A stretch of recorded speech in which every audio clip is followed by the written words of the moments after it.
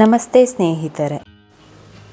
ಜೀವನದಿಂದ ಅಡೆತಡೆಗಳನ್ನು ತೆಗೆದುಹಾಕಲು 5 ಶಕ್ತಿಯುತ ಮಂತ್ರಗಳು ಇಲ್ಲಿವೆ. ಈ ಮಂತ್ರಗಳನ್ನು ಪಠಿಸುವ ಮೂಲಕ ಜನರು ತಮ್ಮ ದಾರಿಯಲ್ಲಿ ಬರುವ ಎಲ್ಲ ಅಡೆತಡೆಗಳನ್ನು ತೊಡೆದು ಹಾಕಬಹುದು.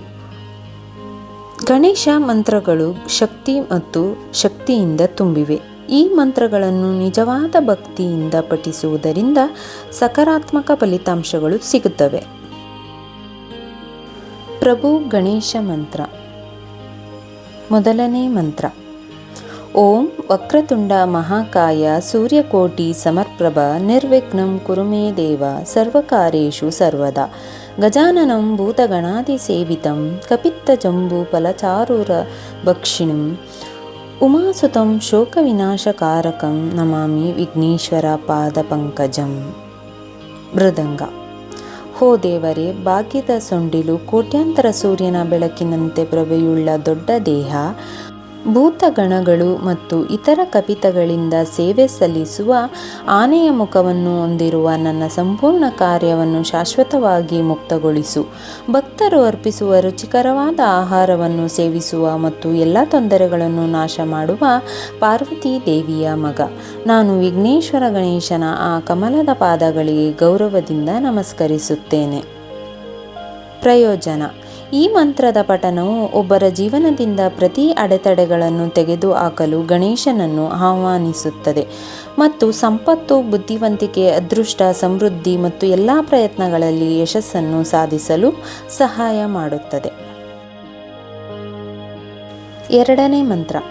ಓಂ ಏಕದಂತಾಯ ವಿದ್ಮಹೇ ವಕ್ರತುಂಡಾಯ ಧೀಮಹಿ ತನ್ನೋ ದಾಂತಿ ಪ್ರಚೋದಯಾತ್.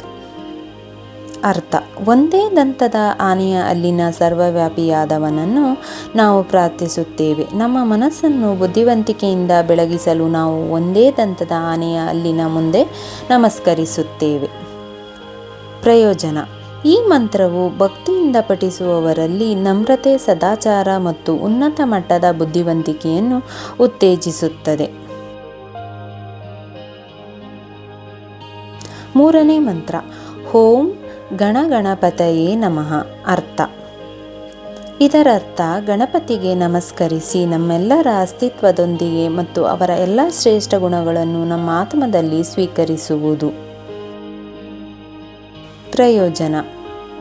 ಇದು ಒಬ್ಬರ ಜೀವನದಿಂದ ಎಲ್ಲ ನಕಾರಾತ್ಮಕತೆಗಳನ್ನು ದೂರ ಮಾಡುತ್ತದೆ. ಈ ಮಂತ್ರದ ಪಠನವು ಒಬ್ಬನು ಬಯಸುವ ಎಲ್ಲ ಹೊಸ ಉದ್ಯಮಗಳಲ್ಲಿ ಯಶಸ್ಸನ್ನು ಖಾತ್ರಿಗೊಳಿಸುತ್ತದೆ. ಯಾವುದೇ ಕೆಲಸವನ್ನು ಪ್ರಾರಂಭಿಸುವ ಮೊದಲು ಜನರು ಈ ಮಂತ್ರವನ್ನು ಪಠಿಸಬೇಕು. ನಾಲ್ಕನೇ ಮಂತ್ರ. ಓಂ ನಮೋ ಸಿದ್ಧಿವಿನಾಯಕಾಯ ಸರ್ವಕಾರ್ಯ ಕರ್ತೆ ಸರ್ವವಿಘ್ನ ಪ್ರಶಮನಾಯ ಸರ್ವಚರ್ಯ ವಶ್ಯಕರಣಾಯ ಸರ್ವಜನ್ ಸರ್ವಸ್ತ್ರೀ ಪುರುಷ ಆಕರ್ಷಣಾಯ ಶ್ರೀಂಗ ಓಂ ಸ್ವಾಹ. ಅರ್ಥ. ಸಿದ್ಧಿವಿನಾಯಕ ಎಂಬ ಪದದ ಅರ್ಥ ಸಾಧನೆ ಮತ್ತು ಜ್ಞಾನೋದಯದ ದೇವರು. ಓ ಬುದ್ಧಿವಂತಿಕೆ ಮತ್ತು ಸಂತೋಷದ ಕರ್ತನೆ, ನೀವು ಮಾತ್ರ ಪ್ರತಿ ಪ್ರಯತ್ನವನ್ನು ಮತ್ತು ಎಲ್ಲವನ್ನು ಸಾಧ್ಯಗೊಳಿಸುತ್ತೀರಿ. ಪ್ರಯೋಜನ. ಶಾಂತಿ, ಸಮೃದ್ಧಿ ಮತ್ತು ಸಿದ್ಧಿ, ಭೌತಿಕ ನೆರವೇರಿಕೆ ಮತ್ತು ಬಲವಾದ ಸಾಮಾಜಿಕ ಪ್ರಭಾವವನ್ನು ಸಾಧಿಸಲು ಜನರು ಈ ಮಂತ್ರವನ್ನು 108 ಬಾರಿ ಪಠಿಸಬೇಕು. ಐದನೇ ಮಂತ್ರ. ಓಂ ವಿಘ್ನನಾಶನಾಯ ನಮಃ. ಅರ್ಥ. ಭಕ್ತರ ಜೀವನದಿಂದ ಅಡೆತಡೆಗಳನ್ನು ನಿವಾರಿಸಲು ಗಣಪತಿಯನ್ನು ಪೂಜಿಸಲಾಗುತ್ತದೆ. ಹಾಗಾಗಿ ಇಲ್ಲಿ ವಿಘ್ನ ಎಂದರೆ ಅಡೆತಡೆಗಳು ಮತ್ತು ನಾಶನೆ ಎಂದರೆ ಅಡೆತಡೆಗಳನ್ನು ನಿವಾರಿಸುವವನು. ಪ್ರಯೋಜನ. ಜನರು ತಮ್ಮ ಸಾಮಾಜಿಕ ಜೀವನ, ಸಂಬಂಧಗಳು ಮತ್ತು ಕೆಲಸದ ಸ್ಥಳದಲ್ಲಿ ಸಮಸ್ಯೆಗಳನ್ನು ಎದುರಿಸುತ್ತಿದ್ದರೆ ಅವರು ಈ ಮಂತ್ರವನ್ನು 108 ಬಾರಿ ಪಠಿಸಬೇಕು.